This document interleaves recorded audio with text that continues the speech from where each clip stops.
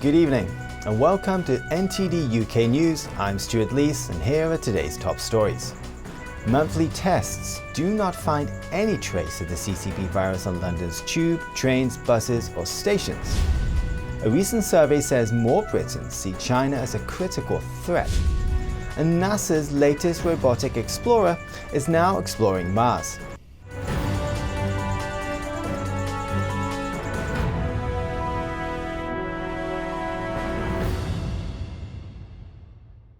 The UK Supreme Court rules some Uber drivers must be treated as workers, not self-employed.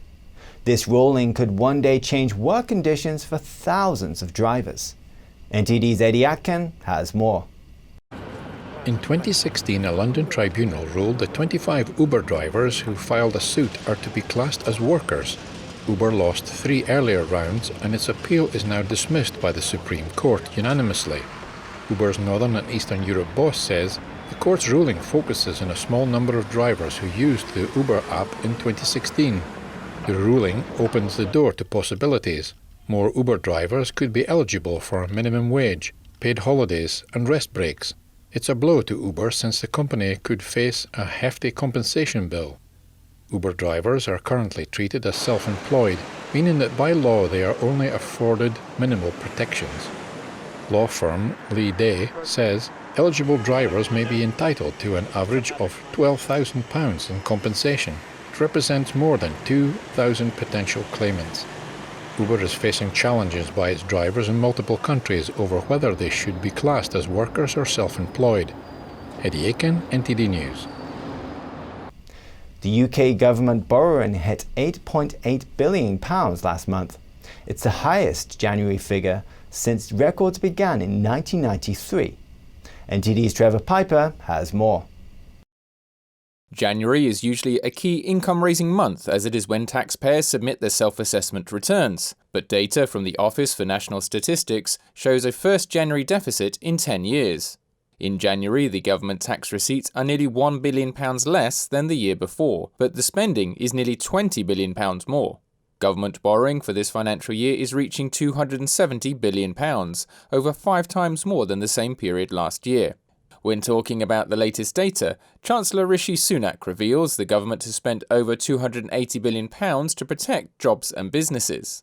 He says it was, quote, the fiscally responsible thing to do and a way to support public finances in the medium term. Sunak will reveal the budget for next year on March 3rd. Trevor Piper, NTD News. NASA's latest robotic explorer is now exploring Mars's rusty iron surface. It has a number of special missions.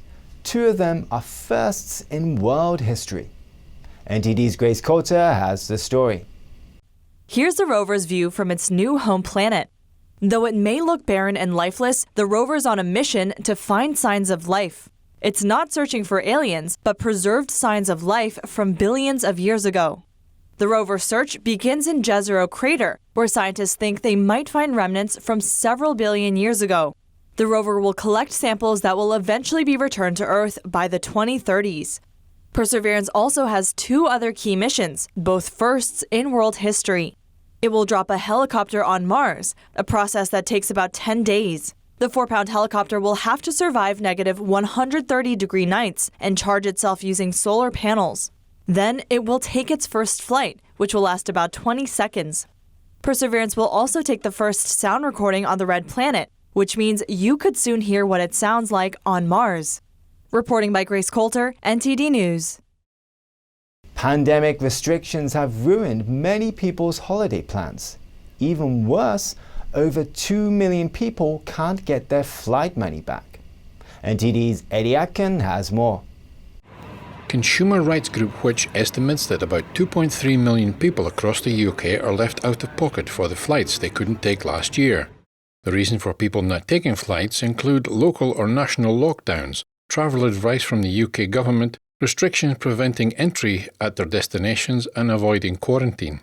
The airlines say they refuse refunds because these flights were not cancelled. Instead of offering a cash refund, they often let people rebook, which may mean paying a significant difference in the fare. Some airlines provide vouchers which might become worthless if the airline collapses. Ryanair says passengers can avoid being out of pocket by using its change facility. This applies for bookings made prior to any COVID-19 flight restrictions being introduced. Which Travels editor Rory Borland says, you stay at home. The airline pockets the money. Passengers follow the law to protect public health by not travelling, left high and dry by airlines. Which's estimation is based on a survey of 2,000 adults. Eddie Aiken, NTD News. Scotland's First Minister, Nicola Sturgeon, orders to fly the EU flag from Scottish government buildings every day. That's despite the UK leaving the EU. The Daily Telegraph newspaper reports the request is included in updated official guidance. Opponents say it shows Sturgeon's obsession with constitutional issues and makes no sense in light of Brexit. The guidance asks the Union Jack to be flown on only one day a year, Remembrance Day. A Scottish government spokesman told the Telegraph the request reflects the overwhelming vote of the people of Scotland to remain in Europe. Scientists from Imperial College London conduct monthly sampling on the tube and bus network for the CCP virus. So far they have found no trace of the virus. So what's a normal Londoner's response to it? Neil Woodrow has more. You think there would be, but clearly there isn't, so I guess it's all a good thing, isn't it? Do you know what I mean? It's not a bad thing. As soon as you get off the train, you can see some people that are going to come and clean the train anyway. So I don't think there's a problem at all. Based on the report on the Imperial College website, in total they take samples at 2 stations on 1 tube line and 1 bus. The research team stops at underground stations for an hour at a time, taking air samples and swabbing surfaces. Every time you read a report, there's always going to be a flavour to it that somebody wants to project to you. So you've got to look through things as well. You've got to have some, justifiable scepticism. But by and large, the safety is not 100% or zero. There's always going to be somewhere in between. Keith thinks the lockdown should be eased gradually, while Angelico would prefer to unlock immediately. I feel like they should start easing it. Obviously, we can't get around it. We know it's a problem. People need to keep going because otherwise, especially my age group, everyone's getting down and depressed and it's not what they want. So yeah, it's just about getting the right medication and stuff that we can get right so we can live amongst it, because it's not going to go away now, we know that. Yesterday there were 12,000 new cases found in the UK and over 450 people died of COVID-19 virus. Neil Woodrow, NTD News, London. Last month, retail fell more than 8%. All sectors except food saw a decline with lockdown restrictions affecting the whole of the UK. The Office for National Statistics say the decline is substantially worse than the 3% drop the city were expecting. NTD's Patrick Hayden has the story. In January, UK sales fell more than 8%, which was more than double the city's expectation of 3%. Strict lockdowns across the country meant brick-and-mortar stores suffered harshly. Closures of non-essential stores in clothing and footwear saw sales drop 35% from December, and household goods dropped by nearly 20%. Online spending surged as a result and reached its peak of more than 35% of all sales in January. That's more than 5% up from December. Chancellor Rishi Sunak has indicated there will be more support for jobs and businesses in the 3rd of March budget. He's expected to extend the furlough scheme through the summer and also extend the business rates holiday that is in place for retail, hospitality and leisure sectors. High street retailers have also asked the government to scrap taxes so the gap between online retailing can be closed. The government will make an announcement on Monday detailing the planned roadmap out of lockdown. Patrick Hayden, NTD News. How should Europe respond to the CCP's efforts to influence the continent via its own media operations? We spoke to 2 German lawmakers about it. NTD's Christian Watchen reports. When UK regulator Ofcom banned Chinese state media CGTN 2 weeks ago, the channel lost its license in the UK, but that's not all. In Germany too, CGTN must stop broadcasting since its license is tied to the UK's. And here too, there's growing concern over its political control. The channel is ultimately controlled by the Chinese Communist Party, and there are clear guidelines from the Chinese authorities. And you have to recognize that at the end of the day, for the CCP is all about propaganda. But CGTN insists it's editorially independent from the party. Observers see the CCP intensifying its influence campaign via its media organizations worldwide, making use of the free speech tradition in the West. Can the Chinese Communist Party say anything about the issues in Germany? Why not? Only then it should be clearly labeled and not camouflaged somehow. You have to say clearly that this is information or a PR program of the Chinese Communist Party. In response to the UK move, 1 week later, the CCP banned BBC World News in China. We have to make it more clear to the Chinese that there are limits. And I also firmly believe that if we do that, united in Europe, that we can then have an impact on China. Before the ban, Ofcom had put CGTN on notice for broadcasting forced confessions, including of British national Peter Humphrey. The EU now has a Magnitsky-style mechanism for sanctioning individuals involved in human rights violations. The official at the channel is often only executing orders, but we have to grab the people behind it, and they can often also be named. There now seems to be investigations, and we must hit them with sanctions. The question remains, can Europe be united in its response to the CCP influence campaigns? Christian Wojcik, NTD News, Berlin. A new UK body called the Advanced Research and Inventions Agency, or ARIA, is set to be set up to fund high-risk inventions. It will receive £800 million of taxpayers' money over 3 years. NTD's Elle Rhodes has more. The UK is to have a new high-risk research body called ARIA, based on the American agency DARPA. DARPA was set up in 1958 by President Eisenhower in response to Soviet satellite Sputnik 1's launch, with the purpose of developing military technology. ARIA will be independent of government and will allow top scientists to quickly develop new ideas that could lead to groundbreaking inventions. The government said it will have a higher tolerance for failure than is normal. Business Secretary Kwasi Kwarteng says the body will drive forward the technologies of tomorrow by stripping back unnecessary red tape.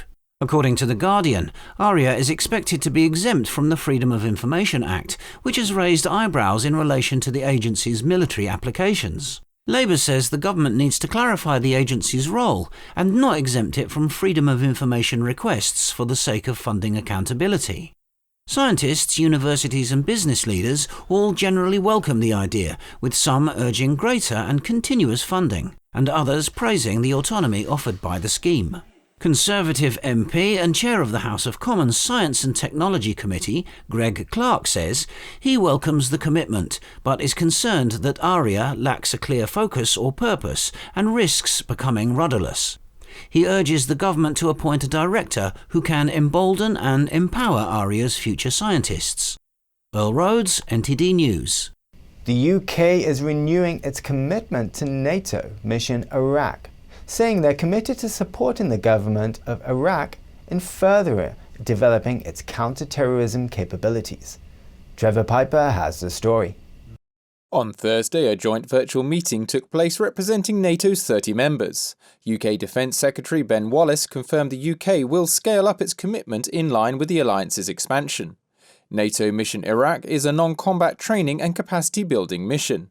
NATO Secretary-General Jens Stoltenberg spoke at a virtual news briefing in Brussels. He says the mission is at the request of the Iraqi government. Today, we decided to expand NATO's training mission in Iraq to support the Iraqi forces as they fight terrorism and ensure that ISIS does not return. Stoltenberg says they need to make sure ISIS are unable to return, warning that not long ago the terrorist group controlled a territory as big as the UK and roughly 8 million people. The size of our mission will increase from 500 personnel to around 4,000. And training activities will now include more Iraqi security institutions and areas beyond Baghdad. Wallace says the UK is working with NATO to confirm the size and nature of the UK's contribution. Trevor Piper, NTD News. Nearly 24 reports of fake CCP virus vaccines have recently come out of China. Some of the counterfeit doses even made their way overseas. But some experts say the reports may come with an ulterior motive. NTD's Chen Han has more. A new report from China's media mouthpiece has caught the public eye. Xinhua news agency says more than 20 cases of fake vaccine doses have been uncovered. Some were even exported to other countries. But experts say there's a lot more to the story than just vaccine fraud. They suspect Beijing may use these reports to set a precedent and skirt responsibility. That way, if vaccines and other drugs made in China are found to cause problems, authorities can simply blame the issues on counterfeit vaccines, instead of admitting they produce faulty products. The report said 70 people were involved in the 21 cases. The fake doses combined normal saline solution and mineral water to create the appearance of a real vaccine. Every country is required to test foreign vaccines before they can be imported. Because of that, US-based China affairs analyst Zhang Jian believes Chinese officials must have worked with fake vaccine producers to produce the doses. Without the protection and support of Chinese officials, no Chinese company would dare to send vaccines abroad. Canada-based doctor Zhao Zhongyuan says he's certain fake vaccines are circulating in China. He explains he has doubts they've been exported. Instead, he claims the Xinhua news reports are a trick cooked up by regime authorities. I think it's because its own vaccines are not up to par, and the CCP spreads the news that there are fake vaccines both domestically and abroad. So in the future, if there is a problem in other countries with Chinese vaccines, the CCP can say that some fake vaccines are mixed into our regular channels. Then they can find an excuse. It's not the first time vaccine problems have plagued China. 10 years ago, faulty doses caused disabilities and even death in children. Parents who spoke up about them have been silenced by authorities. Chen Han, NTD News. A deal for Taiwan to buy 5 million doses of the CCP virus vaccine from Germany is now on hold. The Taiwanese health minister suggests it's due to pressure from Beijing.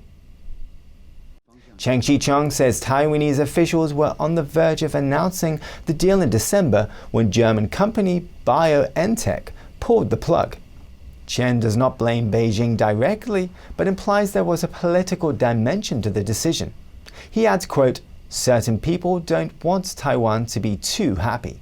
The Chinese Communist Party claims Taiwan as its own territory and rejects Taiwan's right to speak for itself on the international stage. BioNTech signed a deal with Shanghai-based Chinese pharmaceutical firm to exclusively develop and commercialize vaccine products in Communist China, Hong Kong, Macau, and Taiwan. In return, the Chinese company agreed to pay up to an equivalent of £60 million in licensing fees and invest $35 million for a stake in the German firm. The Prime Minister is expected to reveal England's route out of Lockdown 3 next week. Meanwhile, hospitality industry leaders are putting forward their own plan. NTD's Jane Worrell reports. In a bid to begin reopening in April, hospitality chiefs unveil their own route out of lockdown. It follows Boris Johnson hinting earlier this week that the UK hospitality industry may be one of the last to reopen. The plans will be revealed next week. Just wait. We'll try and say as much as we can on Monday. The industry lost almost £72 billion in sales last year. Trade body UK Hospitality says pubs and restaurants were not a significant area for transmission. It estimates that venues can reopen in April based on predicted infection rates and vaccinations. In their 10-point plan, UK Hospitality call for British pubs and restaurants to be back to normal by June before reducing restrictions by the summer. There's frustration in the pub industry around the UK government's rules. And they can't understand why it's safe to wander around a supermarket with 50, 60, 70 other people in your aisle, but to have 6 people sitting at a table in a pub who are in a social bubble. He says retail and pubs should be allowed to reopen at the same time. Jane Worrell, NTD News, London. The traditional handmade French baguette may soon join UNESCO's listing of cultural treasures. NTD's Trevor Piper has more. The crusty loaf is as much a symbol of France as the Eiffel Tower. And now the Confederation of French Bakers has submitted its application to be added to the UN rankings of intangible treasures. The ancient method of making flatbreads in Iran and Kazakhstan has already been accepted. I think that it's a typical French product, and I can't last a day without a baguette. And I think it's great for it to be recognized as our heritage. So what makes them special? A 1993 French government decree dictates that traditional baguettes must be made from nothing more than the 4 classic ingredients. Fermentation of the dough should last 15 to 20 hours at a temperature between 4 and 6 degrees Celsius. Here we can see a cream-colored inside with pockets everywhere, with a very shiny inside. With the masks you can't smell it, but the aroma is excellent. It's crunchy, so we've done everything to make a great traditional baguette. About 6 million baguettes are sold daily in France, but Bakers Confederation President Dominique Anracht says the cultural habit is under threat, with some 30,000 bakeries closing since the 1950s as supermarkets took over. Little by little, the traditional baguette can disappear. This baguette, made with quality products and made by hand, this product can disappear. Bakers say the UNESCO listing would protect know-how that has passed down through generations and shield the baguette from imposters around the world. Trevor Piper, NTD News. 13-year-old English Springer Spaniel Max from the Lake District is the first pet to be awarded the PDSA Order of Merit. It's for his extraordinary service to society.